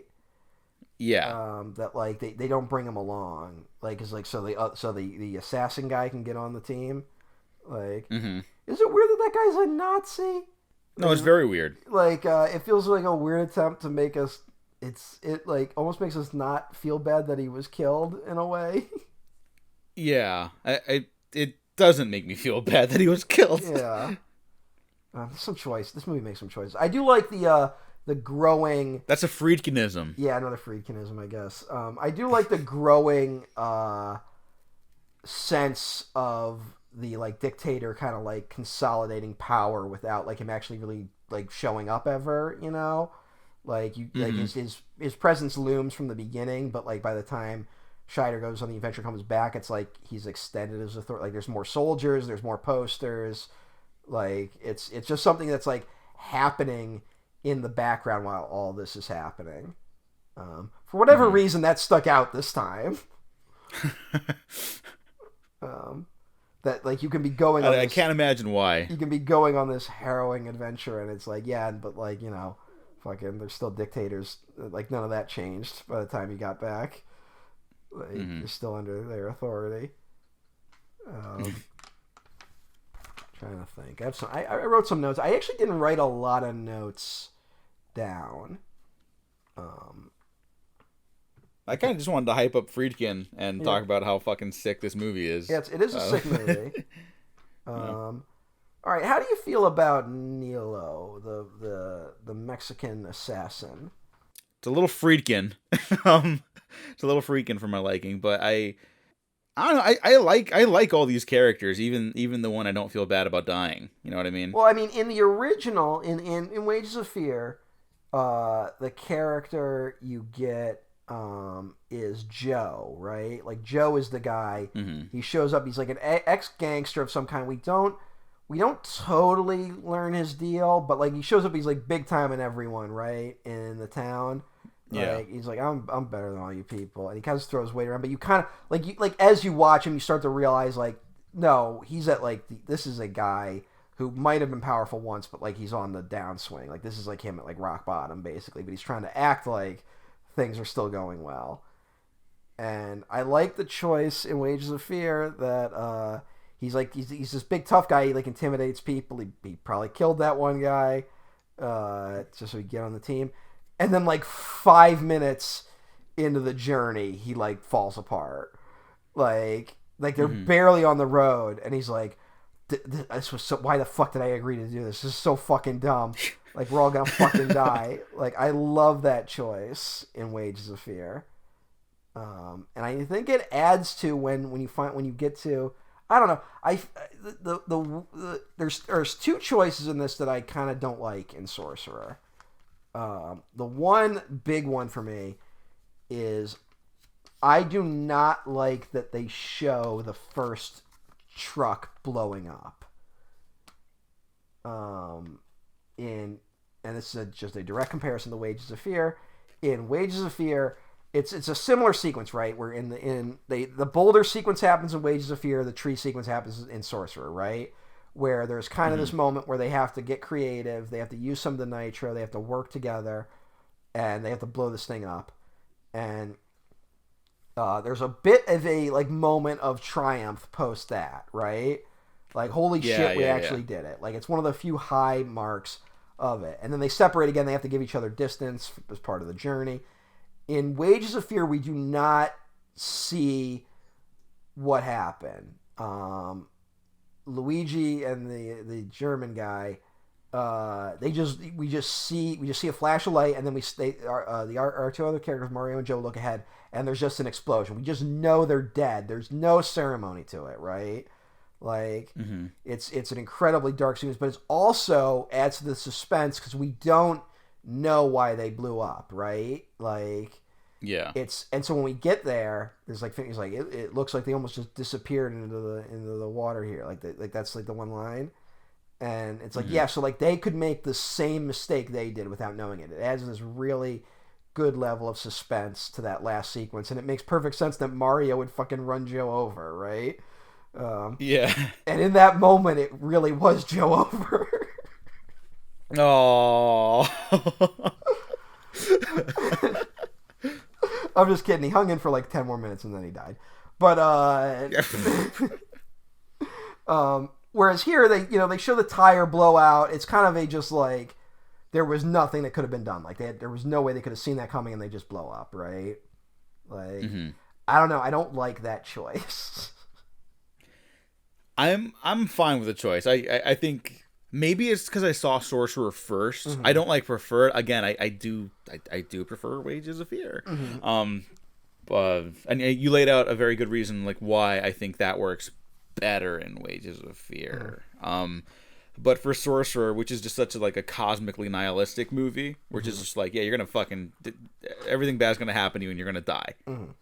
I think that's what makes the decision to have it be the tire popping and then going over the road briefly and then the crash instigating the explosion. I think that's what makes that work because of how the movie has kind of established its cosmically nihilistic rules versus Wages of Fear, which I think has a better handle on like just the tension aspect of it. Yeah.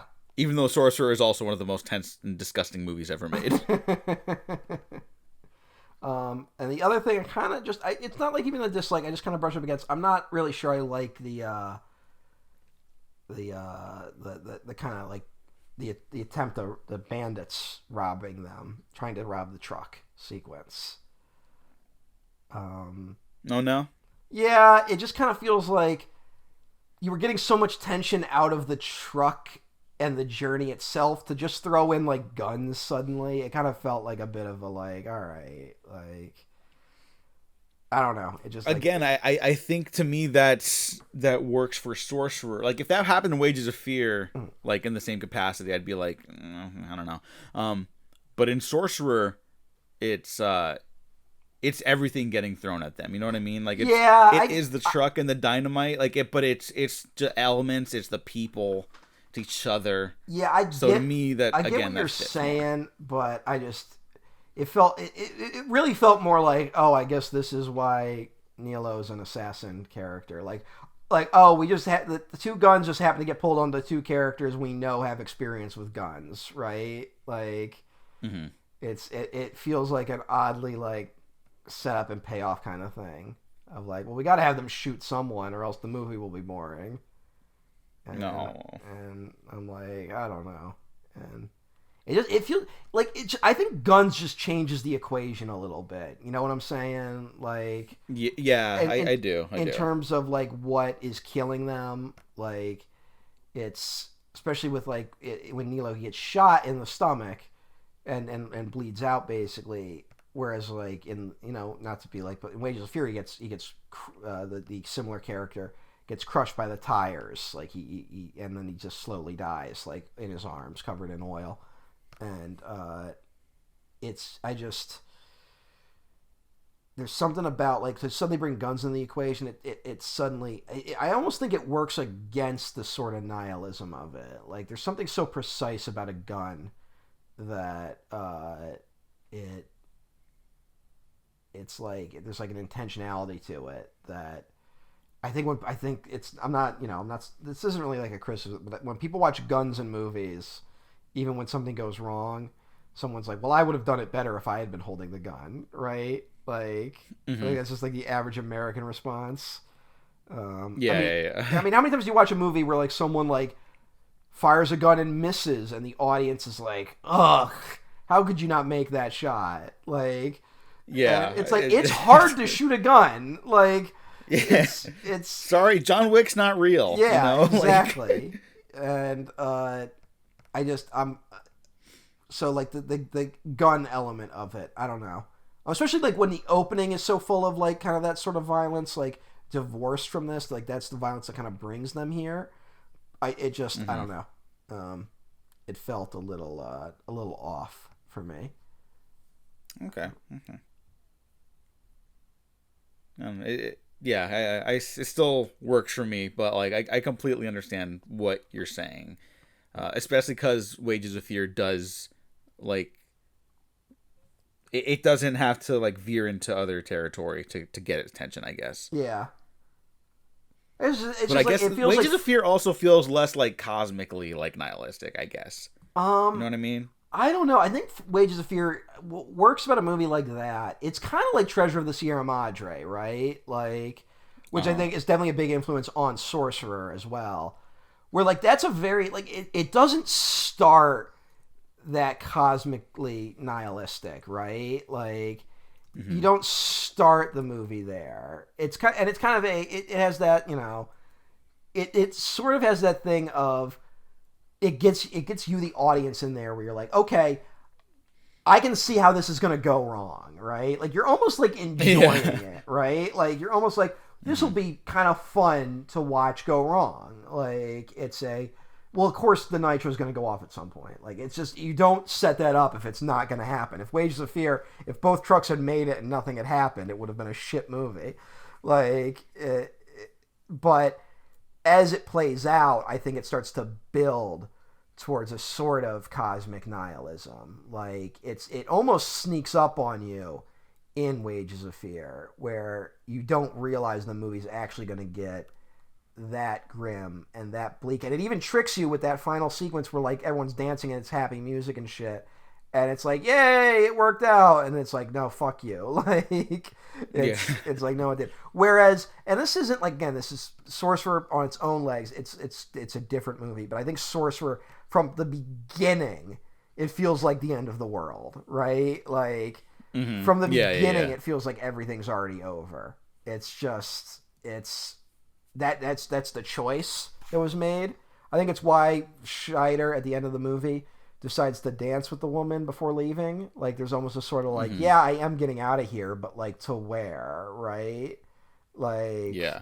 And it's I think that's more of what Sorcerer has going for it. Whereas like Wages of Fear kind of just, it starts as like a generic thriller and kind of builds towards that apocalyptic ending. And similarly with Treasure of the Sierra Madre, in my opinion.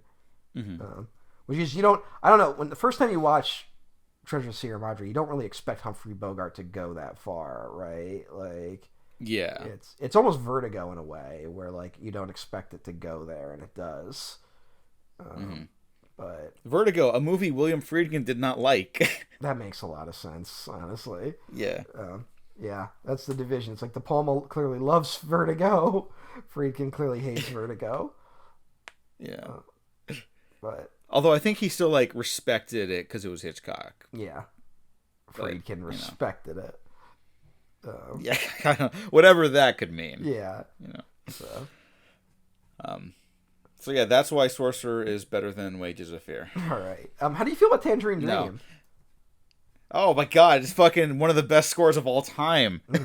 It's so good. I've listened to this score like I could not tell you how many times I've had this score like on loop as I'm writing or just doing anything. Yeah. I think Tangerine Dream should score like half the movies that come out on planet Earth. Well, Tangerine Dream has like some insane discography of just like the number of movies they've done that you wouldn't even think they had done, right? Like, yeah, they've done a lot. For those that don't know, I'm gonna list some right now. Thief, Near Dark. What's the Chariots of Fire? Is that the one? Did they do that? I think so. Why not? They did Manhunter, right? Like I think they're returning to the show. They did not do Manhunter. Oh, okay. I always think. Oh, they did a version of The Keep, right? Like they did. Yeah, they did they worked on The Keep, and then Michael Mann was, it was Michael Mann, and then that movie got fucked production wise. So, it's I don't know how much of their work like is officially theirs in that one. I don't know all the details about that one. But yeah, they worked on a lot of movies, and very obviously the composers of Stranger Things were like, yeah, we're going for like a Tangerine Dream type thing. Tangerine Dream, Carpenter like, yeah. type shit, right? Like that's what they're always going for. Yeah. Maybe I should buy one of those like old synthesizers and just like fuck around with it. That could be fun. Like, I mean, like I always buy like I have so much old bullshit like that. Like, Tangerine Dream also worked on Grand Theft Auto 5. Yeah. What's weird? It feels like which is a bad movie, or a bad game. I mean, but like Oh, you don't like GTA 5? Good score. I don't. I think the narrative is awful. The gameplay is great. That's but interesting. I kind of hate the writing in that one. That's interesting. Yeah. I hadn't heard that take, but also I will say I have with a lot of Rockstar games, even the ones I really like, I kind of get burned out at a certain point before I finish it. Like I never really finish the narrative. So. Okay. I think that's why the first Red Dead Redemption is my favorite one of theirs. Yeah, it's probably the best. It's kind of about the burnout. Yeah. Red Dead Redemption 2, a game where I played it for 2 hours and all I did was go up a hill and then come down it, and then I was like, I'm not doing this anymore. I kind of have the same reaction. So, like literally, I could have watched Sorcerer in that same amount of time. Yeah. Okay, last references for Tangerine Dream. Risky Business, Firestarter, the original Firestarter, that John Carpenter was supposed to do. They remade Firestarter and no one cared. Yeah, but John Carpenter did the score, so I'm gonna check that out eventually. Then of course yeah, Legend. Now there's doing like weird. So he just signed on to do a score for another movie, like. Yeah, an A24 produced movie too. Hell yeah. A24. You know, like I know he's old. Just fucking give him whatever he wants. Get Carpenter back in the director's chair. God damn it. You gave Beau is Afraid $100 million. You can give some money to Carpenter. I don't think it cost $100 million. I don't think they can afford to produce a movie for $100 million. Didn't they? Isn't it like kind of like they're cashing in a little bit? I hope I was afraid had an insane budget. All right, at $35 million. I thought for some reason in my head I'm like that at $100 million budget. No, $35 million for them is $100 million. Yeah, basically. So that is a lot of money. Well, they can give the same to Carpenter. Fucking get him in the director's chair. God damn it. He's probably gonna want to direct from home again.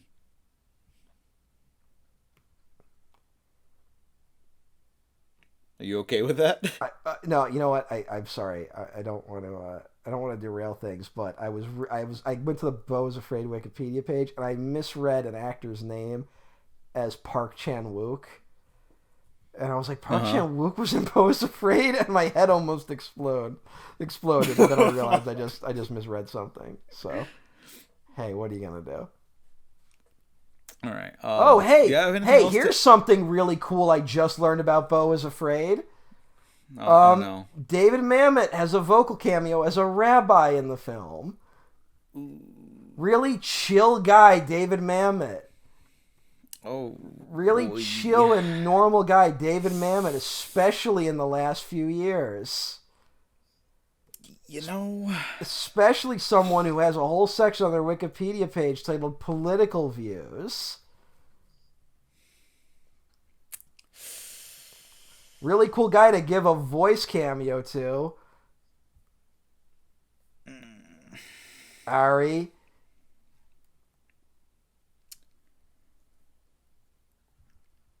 I haven't seen Beau is Afraid yet. Well, now you can keep an ear out for David Mamet. Okay. He's even to the right of Friedkin, significantly. Yeah. So would you consider Friedkin like right wing? Like no, I think because America is an inherently conservative country. He's probably like moderate, or he was probably moderate, but I think open to like hearing actual people's like pleas, and like you can talk to him, and he's not gonna fucking shout at you about like your actual woes and shit. Yeah. Friedkin doesn't seem like he would have been a guy who went on a rant about people being too woke. Yeah, no. He might have complained about political correctness though. Yeah. No, but he was I guess we can wind down the episode like Friedkin was a real character. He was a great artist when he hit. He had some misses, some swing and misses, but I don't know. You could get hours of entertainment from his interviews alone. Like the Maron interview is like legendary at this point. It's like 2.5 hours long, and it's worth every fucking second of it. There's the Nicholas Winding Refn one that people dunk on, but they clearly like are friends. Like Refn like intros him like a bunch of other times, like at screenings and stuff like that. And it's although Friedkin wouldn't have done that if he didn't like at least like being around the guy. I could be wrong, but I do follow Nicholas Winding Refn on Twitter, and he didn't seem to say anything when Friedkin passed. Oh. So, now, you know, maybe that's just he's not on Twitter as much these days, but I found that interesting. Oh. So, but I mean, Friedkin I hope that's nothing like real. Friedkin did like body slam him in that one interview though. Like, you know, he did well because Refn, my boy, is a little bit of a goofball, to say the least. Yeah. And he was like, you know, in that interview, like at first it's like funny, and then it's like, no, dude, he's trying to move Friedkin's trying to move the conversation forward. And then there's like a miscommunication happening there. And as the interviewer, I would put it on Refn for not getting it. But he's like, you know, pretend I am the younger version of you. And he's like, you are? Like Friedkin's like, you are? Are you really? He's like, no. Like I'm the younger you. I'm the young you. And they're just like, they're not communicating properly. Yeah. And it is like two old people like just shouting at each other. That seems to be a thing with Refn though. Like he seems to have like weird, like he miscommunicates and there's like weird misunderstandings. Maybe they should do a comedy next, like fucking misunderstanding type comedy film. But yeah. Refn's Beau is Afraid? Yeah, basically. It might actually be good. Boo. Bam. Oh, Refn should do like an after hours type thing. I think that would actually kind of fucking rock. You know, he probably could do it. Like, because he would probably be like schlock, but like in a good way.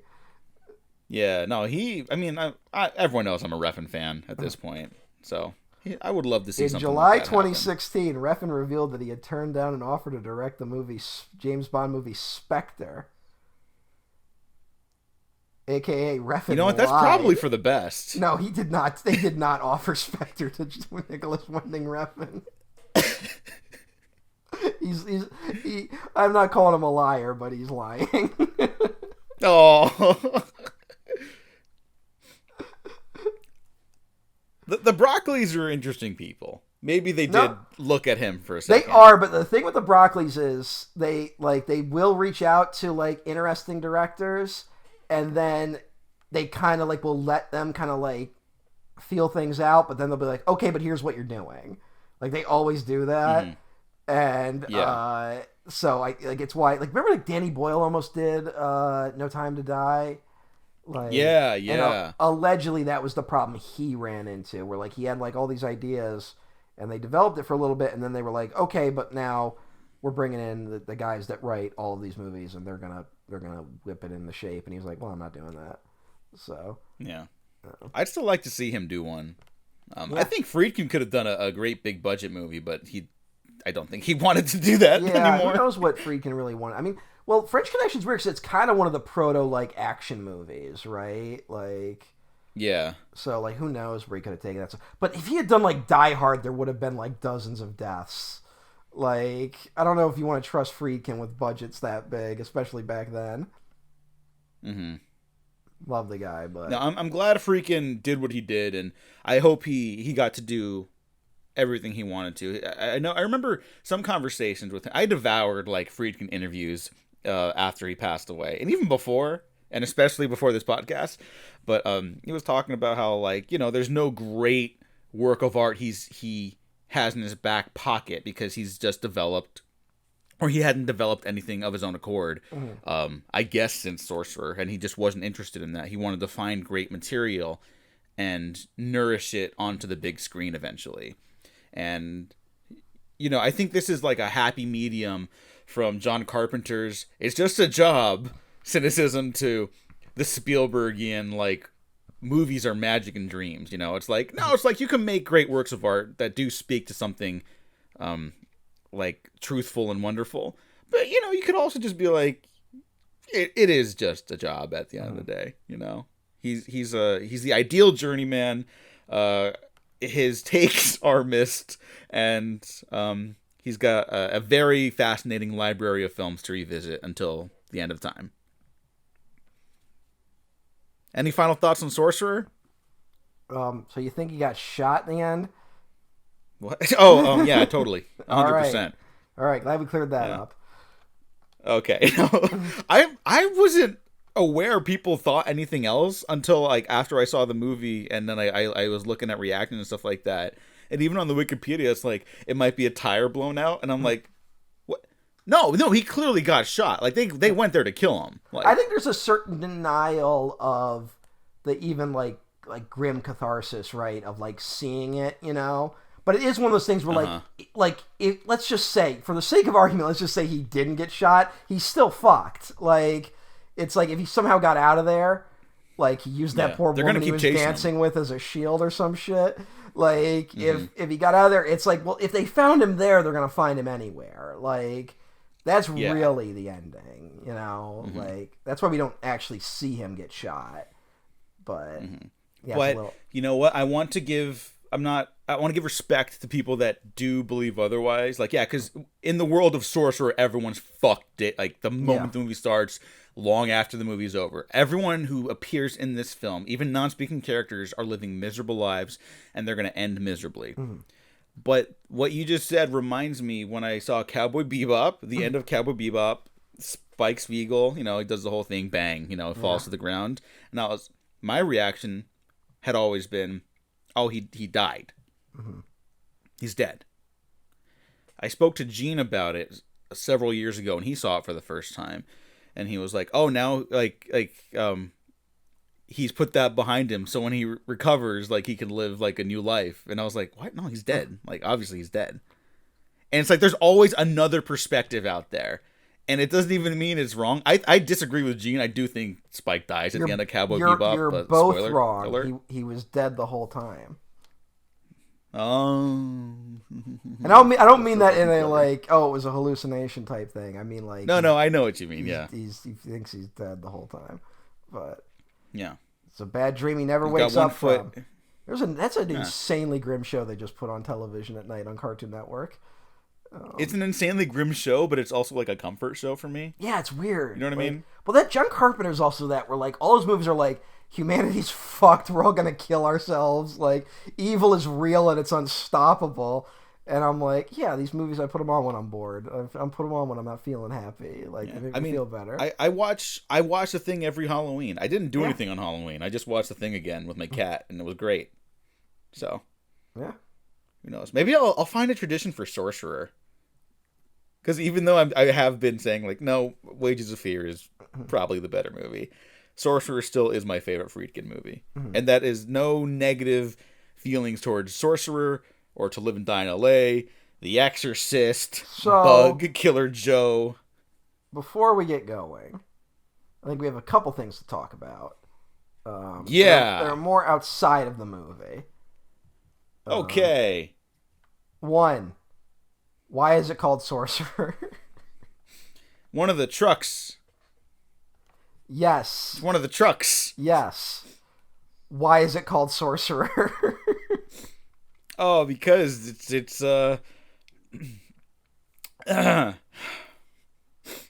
it, you know?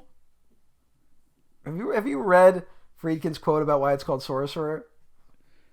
He said something fucking ridiculous that I disagree with, but go ahead and say it. He says the sorcerer is an evil wizard, and in this case, the evil wizard is fate.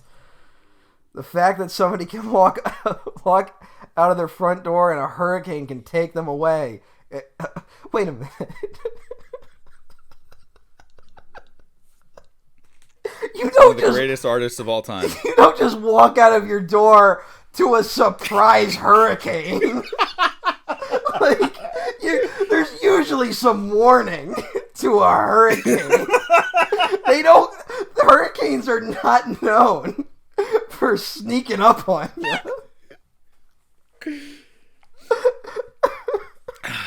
What a man.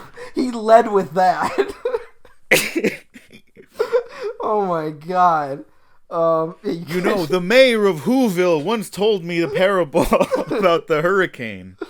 A hurricane can take them away. An earthquake or something falling through the roof. He just gave up. It's a hurricane, an earthquake, or something falling through the roof. And the idea that we don't really have control of our own fates, neither our births nor our deaths. It's something that has haunted me since I was intelligent enough to contemplate something like that. That doesn't really answer the question, but all right. Yeah. Interesting fellow. Fascinating fellow. I'm going to devour every interview of his I could still find. Because I always get a kick out of him. If he was still alive, I could go to Twitter right now and be like, why do you think hurricanes come out of nowhere? And he would respond probably. He'd be like, fuck you. Yeah. But all right, so I guess that's why it's called Sorcerer. And I believe that, like, in terms of like the disastrous box office of that movie, they say that's part of what contributed to it. And I wonder how much that is true, but it must have been a problem because they started having to put on the posters, "This is not a supernatural movie." Oh, damn. All right, so here's something else, I guess, just to talk about, and it's one of the elements I like, but I don't totally get it. So there's the ancient ruins in the jungle that are like the opening shot of the movie, right? Sorcerer, it's over that, like, whatever it is. It's a little bit like the Pazuzu statue in Exorcist. Like, there's honestly some weird parallels to Exorcist. Yeah. But that image, it's very clearly the face of the truck, right? And I do like that the way he shoots the trucks in this movie, which is very different than Wages of Fear. They're almost like animalistic beasts, you know, like they're almost like monsters in and of themselves, in the way that like the truck from Duel is, you know. And, big Duel vibes for sure with the trucks. And I really like that choice. I don't totally know what he's getting at with it though. Well, I guess this is the thing with Sorcerer. It feels much more like I mentioned, like the cosmic nihilism. I also think it's a little more elemental. Yeah. Like it does feel like with Wages of Fear, it feels like characters like who have made decisions to get to this point. Sorcerer feels like this is all out of human hands. Yeah. Like That's the thing. This misery is just it's a torrential downpour that we do not see the beginning of, and we're not going to see the end of, but you're just fucking in it. Go with whatever god you worship. Yeah. Well, I mean, I think in Wages of Fear, like I said, Wages of Fear has this undercurrent of dark humor, and it's like there's satirical elements in Wages of Fear, right? Like when the explosion happens, the American guy running the place is like, blame it on the guy who died. Like no one will get in trouble then. Like there's a part where they go up and like the one guy's just like wrapped like in like a full body cast and it's like, oh buddy, sorry to see that happen to you. Like there's like jokes like that in the movie, and it's more of a like satire. I mean, it's very like almost anti-American imperialism, but like it's more in like a satirical bent. Whereas like Sorcerer, it definitely has that bent to it. I would argue it's more of a capitalist bent. It feels like in Sorcerer. There's a great shot early on where Scheider's sitting in one of the bars in the shit town, and there's just the like the faded image of like a Coca-Cola advertisement, right? Like of just like a lady lounging on the beach with a Coke, and it's like, is there a better image of capitalism than a Coca-Cola, right? Like it's just like it doesn't. I mean, it's sugar water. It doesn't actually quench your thirst. Like it provides no value to your body whatsoever, but you still crave it, even when you've been deprived of it for so long. And now everyone listening to this podcast understands the ending to Mad Men. All right. Have you not seen Mad Men? I bailed on Mad Men like 2 seasons in.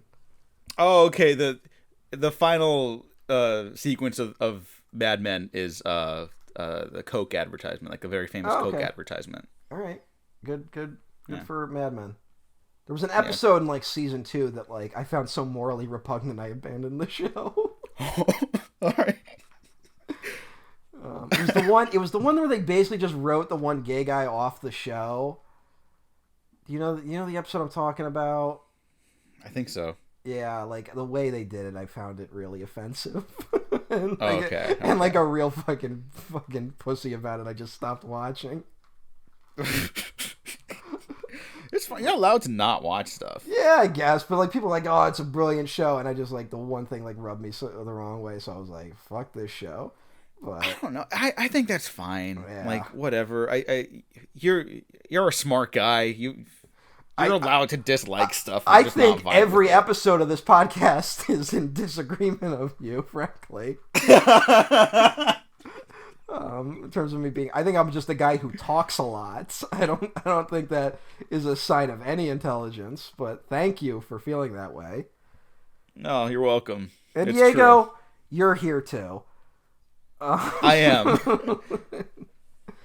Sometimes even mentally, but always physically. Oh yeah. I'm trying to think of what else. Like I'm just kind of fascinated. So like, yeah, movie was a big bomb. The other thing they talk about, it's actually weird. I find it weird that the Wikipedia page feels the need to break the movie up in a way the movie actually isn't. Are you looking at the Wikipedia synopsis for the plot? I am. Yeah. Where so it's like there's like part one prologue. But it's also like the film opens with a prologue that consists of 4 segments described by critics as vignettes. And I'm like, I don't think the movie is that difficult. Like, you don't need to really break it up to follow it, right? Yeah, no, like, it's It's honestly one of the least complicated films ever, but apparently it's a little too much for some people. Or at least that's the reputation it developed.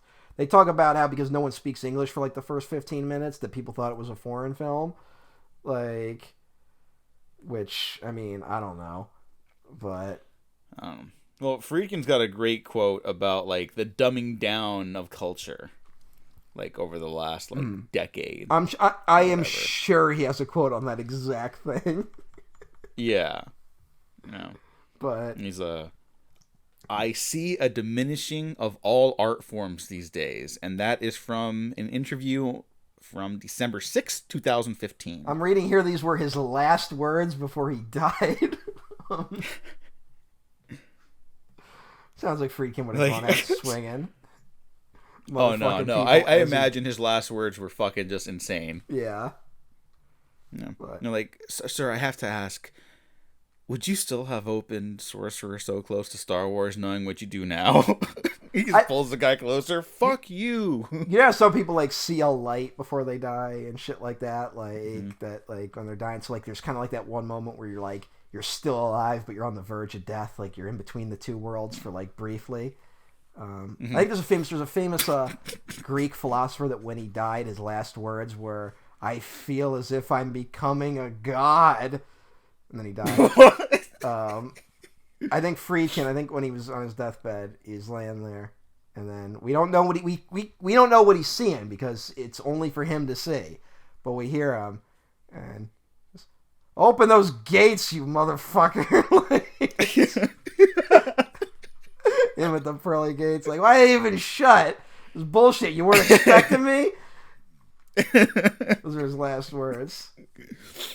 Bill, tell them to open the fuck up. Motherfucking. I know you're in there, Blatty, you son of a bitch. Yeah, you know me. He knows me. What? Like he didn't bother to see me? Like. You couldn't have haunted me once, you piece of shit. You know, like. I know you believe in that shit, you fuck. Yeah. So that. Well, look at us now, Bill. You know, like. Yeah. But yeah, movie bombed. Everyone seems to be in agreement that the title Sorcerer was a mistake, which is just really funny to me. Yeah, I mean, hey, look, I love this movie. I don't know if I'd call it Sorcerer back then. Yeah, I mean, I am kind of glad it has the name now, because it's just like, what's it about? Oh, there's no magic in it. It's but not I a kind fantasy of movie. lived the disappointment of 1977 audiences when I saw, oh, William Friedkin, Sorcerer, it must be, oh. Like, I had that exact moment when I was younger, because I'm like, I'm such a fantasy junkie, and there's so few good fantasy films, so, Yeah. like, to be like, oh, Friedkin did, oh, like, Yeah. It's just, Yeah. a mistake, but Yep. But Yeah. I guess that's Sorcerer. that's Sorcerer, and And that's season 3 of the failed blockbusters. I'm sure we will find a way to talk about Friedkin again. He's made some other bombs. I mean, his next movie was also a bomb, but I don't even know if it's worth talking. I've never seen it. The Brinks Job. Did Cruising bomb, or did Cruising Cruising kind of made money? Like, Yeah, it didn't break even though. You have to double up to break even. yeah, back then. but I bet you that's one of those movies where like it probably broke even. Like, it's close enough. Oh yeah, because older box office stuff is like it's acclimated weird and shit. Yeah, and like that's an age where like home video like was still growing, so it probably made money later. Like, that movie. Well, if we ever do something with Citizen Kane, Friedkin will come up again because he said the 2 most important films in American history are. One of them was Citizen Kane, and I forget the other one. It might have been Birth of a Nation, unfortunately. Yeah, it's probably Birth of... He probably picked some second insane choice. Yeah, it's Citizen Kane and Triumph of the Will. But I wonder if Orson and Friedkin ever met. Probably not. But if he did, they did not get along. There's no way those 2 personalities in the same room would have gone well. No fucking way. God, I'm gonna do one here's of those like fake movies of like those like this is when 2 like historical figures met even though it didn't really happen. I'm gonna do a movie of that for Friedkin and Orson. Here's something though. You know who there's almost like there's a chance they could have met. Friedkin could have met Leni Riefenstahl, who lived until like 2003, and it feels like the type of person that he would have sought out at one point.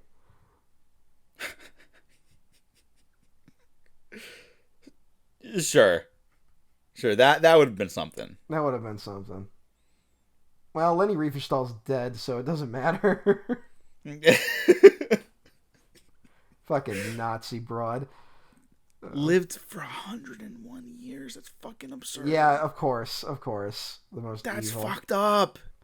I guess I usually hate Letterboxd like the joke quotes, but the ones for Triumph of the Will are pretty good. I gotta say, the top 3 reviews, pretty well made movie, but the main character is literally Hitler. Great. Now okay, whoever did that. Great. Now we have to add being boring to the list of Hitler's crimes. Okay, good job, Letterboxd. The last one is just has not aged well. So, there you go. Good on Incredible. you, Letterboxd. I'm gonna go like all those reviews right now. That's very funny. Yeah, I normally don't like that shit, but those are pretty good. No, that's literally the least we could do to take down Nazis. Yeah, exactly. Among other things we could do to take down Nazis are redacted. Anyways, Sorcerer, which also has a Nazi in it. Yeah.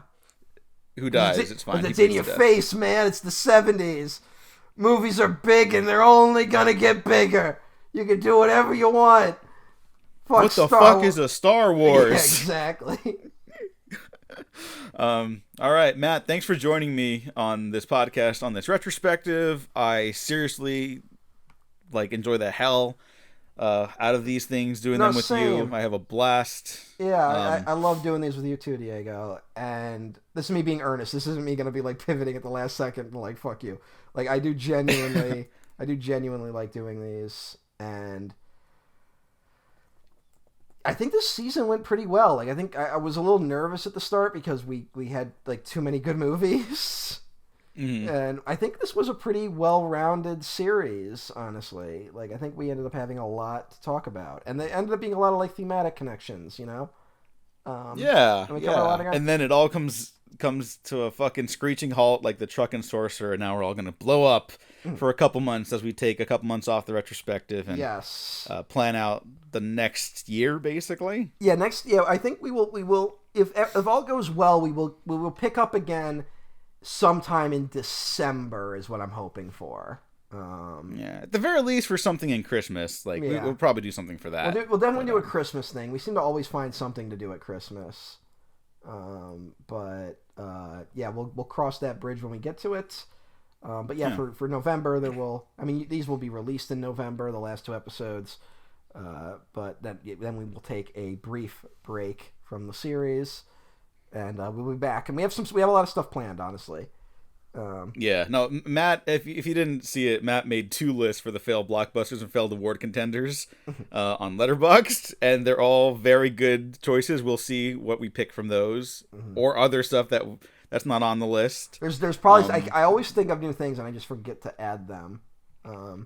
I need more any recommendations for failed awards contenders, which is like a lot looser of a category. Because I basically have 500 for failed blockbusters and like a couple dozen for failed awards. So any recommendations, feel free to send them to me on Twitter for however long that website lasts. Oh yeah.